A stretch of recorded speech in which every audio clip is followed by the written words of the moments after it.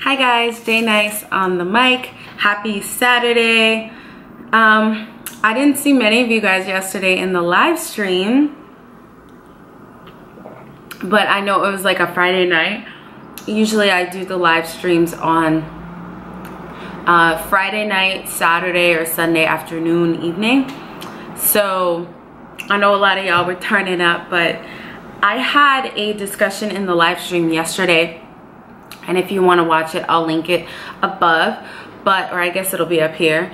But I wanted to kind of extend the discussion that I was having and get your thoughts and your feedback. So, not sure if you guys heard about this Houston's restaurant boycott. So basically, to give a very brief synopsis, and if you guys want to find out more, you should search someone named Jay Morrison. I think it's Mr. Jay Morrison on Instagram. So basically, Jay Morrison and his girlfriend and people he works with, or people who work for him, went into a place called Houston's Restaurant in Atlanta, and they asked to be seated as 7. The restaurant has a policy where they can't seat 7 people. They asked to be broken up into 4 and 3, and they still refused to serve them. You know, and they said it doesn't matter, we can sit on opposite ends of the restaurant. And basically the restaurant refused to serve them and didn't have a legitimate reason as to why. So when this happened, I think it was last week, they did a demonstration. They've been doing protests, and the Shade Room has been posting things about the protests. So the Shade Room has been posting, you know, there's been some celebrities that have been present at the protests, such as T.I. and Waka Flocka's mom and Tiny, and I guess some other people. So I was just reading the comments on the Shade Room, and it just made me want to make this video. And I've talked about this in many videos before, but I just wanted to reiterate the reason why black boycotts, black protests typically don't work is because of us. So a lot of people in the comment section were saying that if Jay Morrison and Ernestine Johnson didn't like the service that they received, they should have simply not patronized the restaurant, you know, decided not to patronize the restaurant, and they should have just gone somewhere else. And that the fact that they're still demonstrating is just pointless and purposeless. And, you know, some people were commenting and saying all of this because they wouldn't serve you guys steak. You guys are protesting for food. There are more serious issues going on. And I don't know any of these people, but I just wanted to give my my 2 cents. My bad, y'all, my phone alarm. But I don't know these people, and I just wanted to basically give my 2 cents. So I think that people are missing the grander purpose of their demonstrations and why they're protesting. When you, and I don't know if I'm even using this word in the right context, when you patronize, you're a patron in a restaurant, so you patronize. When you go into a restaurant or any type of organization or establishment, you expect to get a certain level of service, a basic level of service. You expect to be served in a timely manner, because we're not living in the Jim Crow era where you can be refused service because of the color of your skin. That is illegal. So you expect to walk into a store like Walmart or Staples or a restaurant and be treated with the same level of service as everyone else.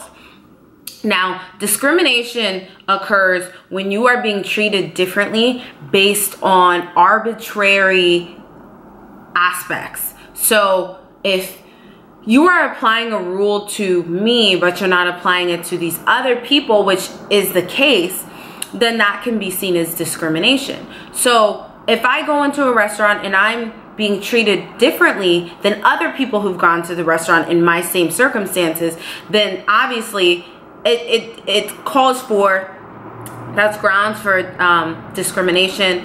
And some people aren't going to take that lying down. It's not, I think the problem is we have as a community, as Black people, have become so complacent that we're like, oh, it doesn't matter if they treat you unfairly, just don't go there. Like, no, Black people have $1.3 trillion worth of spending power.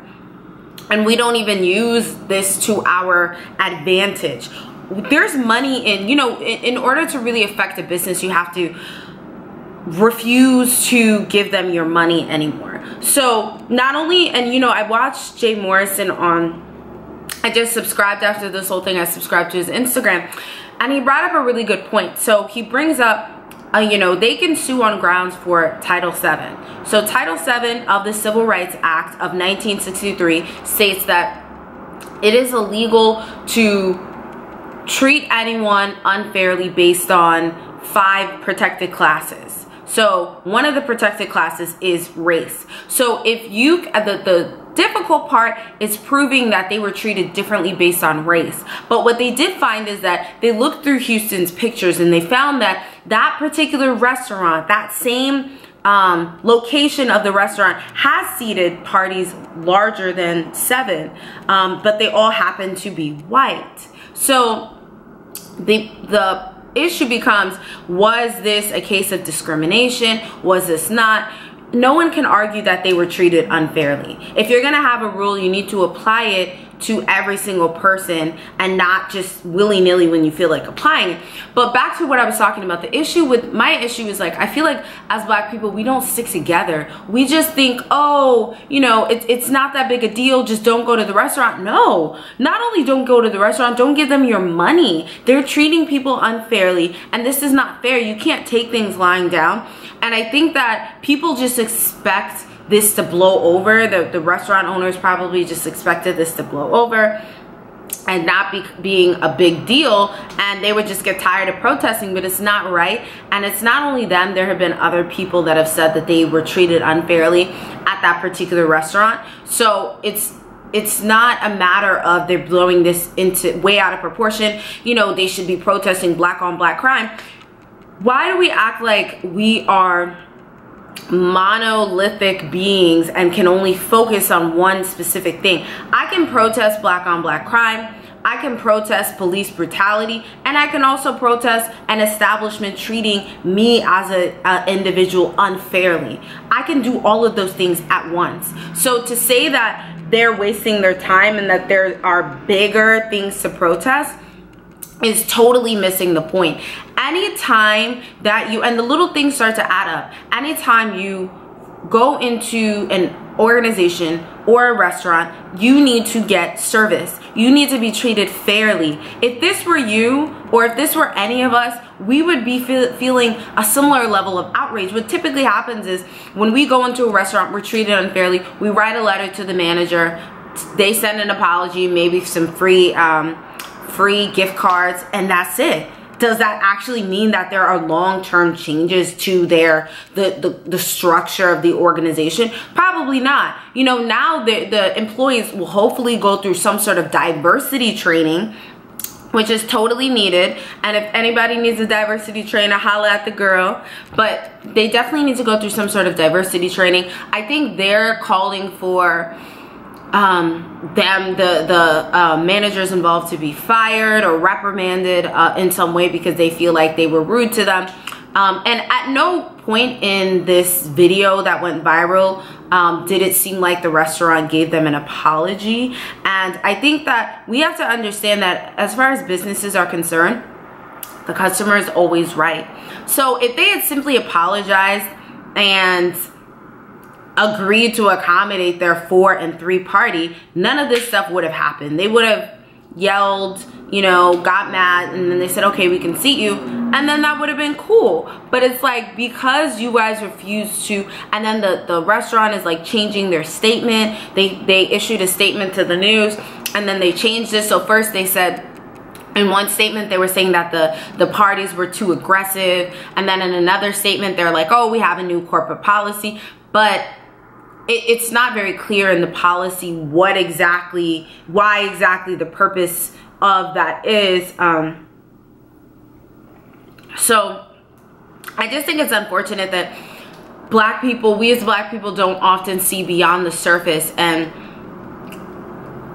you know, people were commenting, presumably most of them were black, on the Shade Room, and they were like, why are you guys protesting? This is ridiculous. There are bigger fish to fry. There are bigger protests. Unfair treatment and service is unfair treatment and service at the most basic level. You're mad because I'm mad that I was treated unfairly and now I'm protesting. But if this were you, you would be outraged. You expect, it's fair to walk into a restaurant and expect to be treated the same way everybody else is treated. So that's my thoughts on that whole situation. If I wish I was in Atlanta, because I would have been, I've never been to this restaurant, but I would have been right there with them, because I support what they're doing. And I support, we have to stand up for things that we see to be unfair. We need to come together. And I think that if every single black football player, and I said this in the live stream last night, if every single black football player, a football player of color, said, I'm not going to play in the NFL anymore, what would the NFL do without their Cam Newtons and their Ezekiel Elliott's and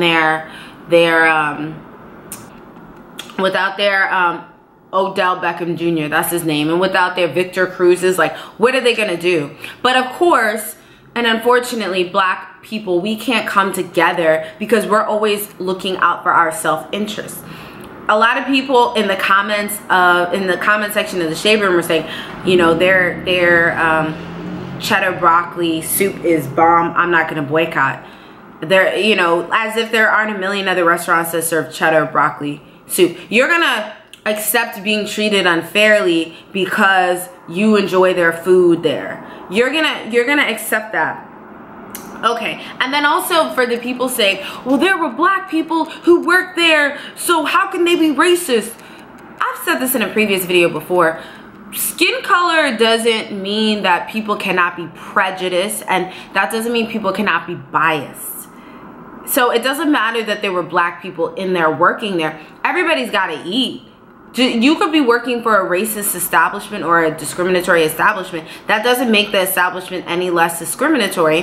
That just means you know, perhaps you didn't know that the establishment was discriminatory, or perhaps you need to feed your family. So, you know, I am totally for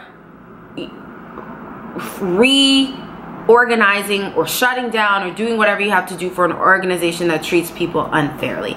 I'm all for that. If you're not going to treat everyone the same way, you shouldn't even be open. And on top of that, it's illegal. If you know anything about Title VII, you guys look up Title VII of the Civil Rights Act. So you can't see that I'm a black person and treat me unfairly, yet all of these people of other races come in and you treat them in a completely different way. So those are my thoughts. There were some more points that I wanted to touch on, but I wanted to keep this video relatively shorter. Let me know what you guys think. I just think it's really unfortunate that we as black people, we're always looking out for our self-interest. And I think that that's the issue with why a lot of football players aren't boycotting, because they're just kind of like, oh, I love my millions too much. I don't care about these black people. I'm not gonna support the cause.